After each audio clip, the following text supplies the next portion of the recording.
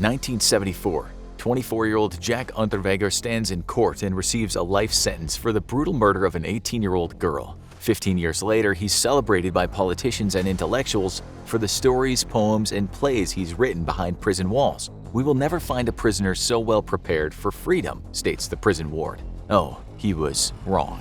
So very, very wrong. Jack Unterweger, born Johann Unterweger, didn't just kill again. He went on a murder spree that took him across countries and continents, ending with a face-off with U.S. Marshals on Miami Beach. But let's go back to the start of this incredible, almost unbelievable story. Unterweger was born on August 16, 1950 in a beautiful part of the world, a small town in Austria called Judenburg. After Nazi Germany annexed Austria during the war, the town was home to a subcamp of the Mauthausen concentration camp.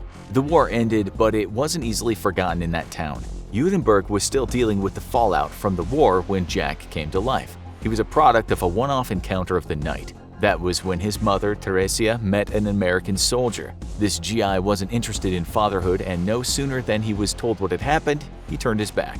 Theresia, who worked as a prostitute, wasn't exactly up for taking care of a child either. She sent Jack to live with his violent, alcoholic grandfather when he was just 2. Sometime later, his mother was murdered, and Jack knew there was no escape from his horrible grandfather. Before he was 10, he was an avid imbiber of schnapps and still barely able to read or write. He soon started stealing and then moved on to pimping, spending much of his youth behind bars. The angry young man couldn't keep his hands to himself. As he got older, he took to assaulting women.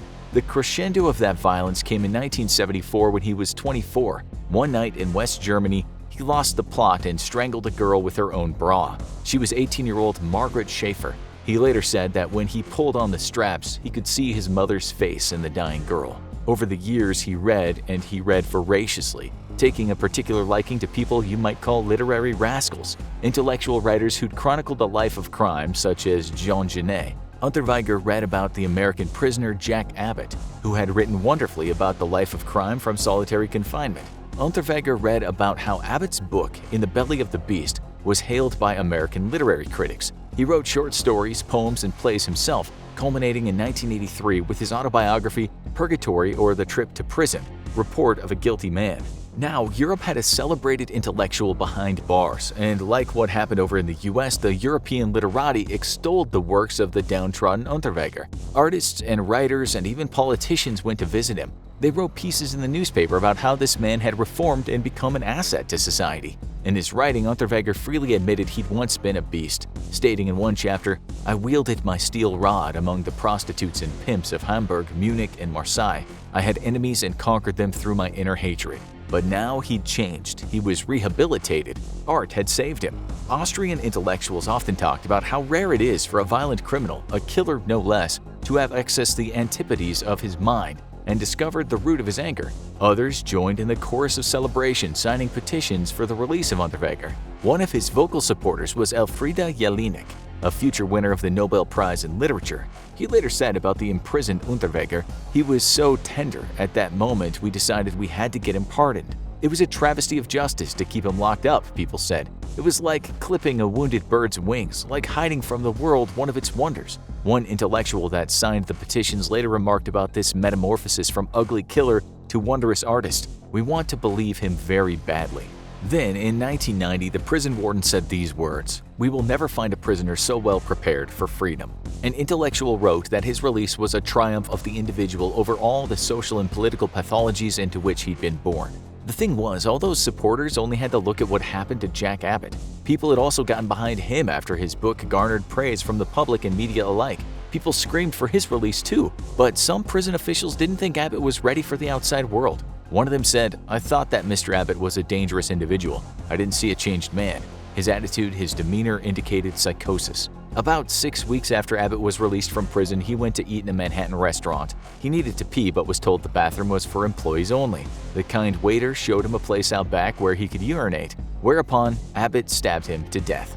This was 9 years prior to Unterweger being released, but oh God, did it serve as a warning.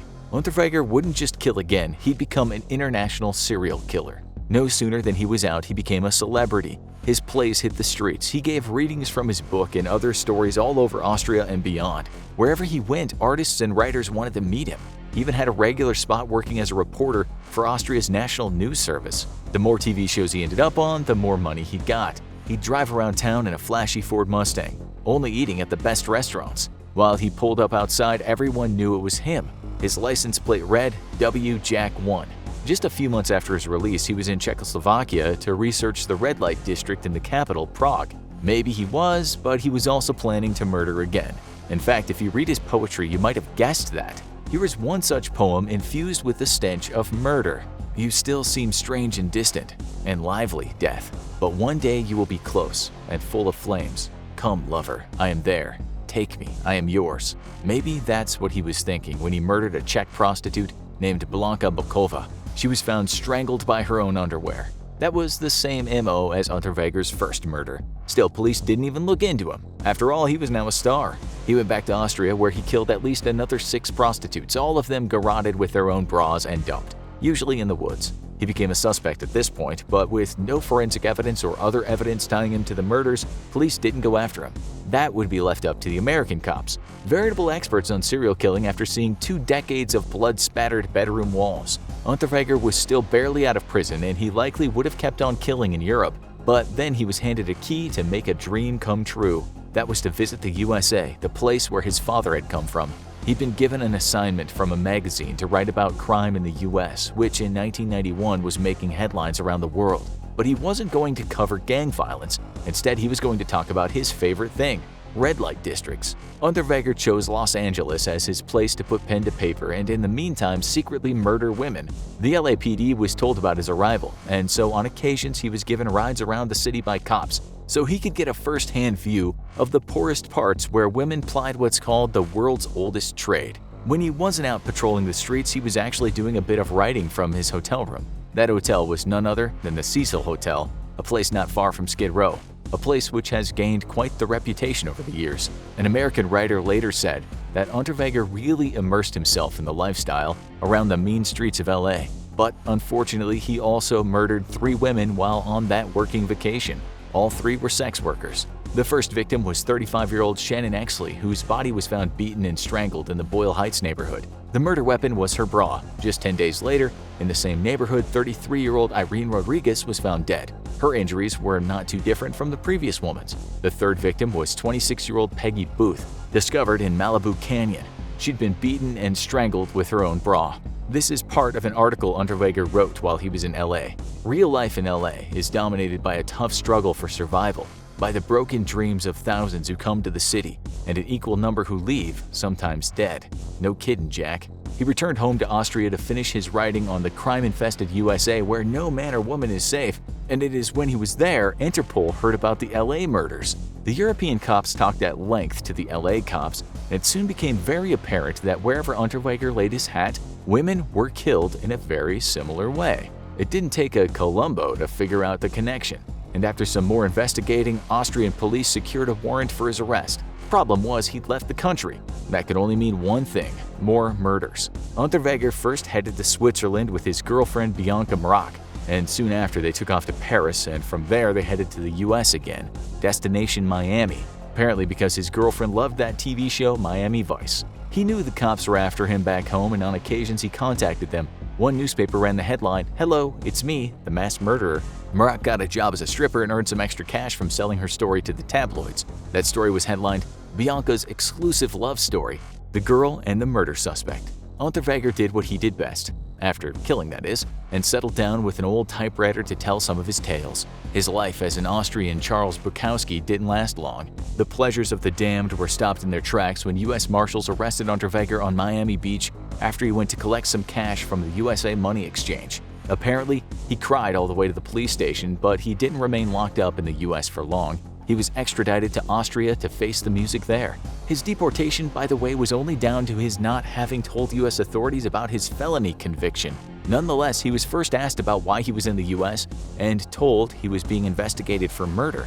To that, he gave the statement, "I went to LA to write stories on prostitutes and homeless people. While I was in LA, I dated the receptionist of the Hotel Cecil, a girl named Carolina. I also dated 3 prostitutes, 1 white, the other 2 Latina. I killed no one in Los Angeles." He still had support back home though. much of it coming from those intellectuals that had supported him years before his release. Remember, from the time of his release to this point was only just over a year and a half. Some people said the authorities didn't want to believe in his transformation. Maybe they said he was being set up. One intellectual who still believed in him told the Guardian newspaper if he was the killer, he would be one of the cases of the century. Statistically, the chance that I would know one of the cases of the century is so unlikely that, therefore, I think he is not guilty. Unterweger was charged with 11 murders in total, 3 in the US, the rest in Europe. In court, he admitted that he was no angel, but he said he wasn't guilty of those murders. He said in one declaration, "I was a rat, a primitive criminal who grunted rather than talked, an invertebrate liar. The prosecutor is right. I consumed women rather than loved them, but I'm counting on my acquittal because I'm not the culprit. Your decision will affect not only me but the real murderer, because he's laughing up his sleeve." Police had managed to find one of the cars he had used in his travels in Europe, and in it, they found some human hairs. Unterweger's lawyers then told him, if they can conduct the DNA test, then the devil's gonna catch you. Yet again, Unterweger claimed he was innocent. After hearing the evidence, the jury found him guilty and he was sentenced to life without the possibility of parole. For those of you that study the mind and what can go wrong, you won't be surprised to hear that a psychiatrist said Unterweger suffered from narcissistic personality disorder. Still, you have to ask some questions about the evidence. Those hairs that were genetically matched to one of the victims were found in a car that was then 11 years old and had had 4 different owners after Unterweger. It was this evidence, too, that cemented his guilty verdict. Much of the other evidence was circumstantial. Sure, people were murdered in the same way wherever Unterweger went, but could that have just been a really strange coincidence? He also didn't have an alibi for the murders, not one of them. But this is what Unterweger's lawyer said about that. It's always a coincidence if one has an alibi. Such an intelligent man would certainly have taken care to have one if he needed it. It's also worth noting that while he didn't have an alibi, not one person ever came forward and said they'd seen him with one of the victims. That's why 2 jurors wanted to acquit him, but the majority of them were against him, and the sentence was passed. That was the last anyone saw of Jack Unterweger. He was found dead in his cell on his first night in jail. Now, you need to watch how Tylenol became the perfect murder weapon, or have a look at the coder who became a criminal mastermind, Paul LaRue.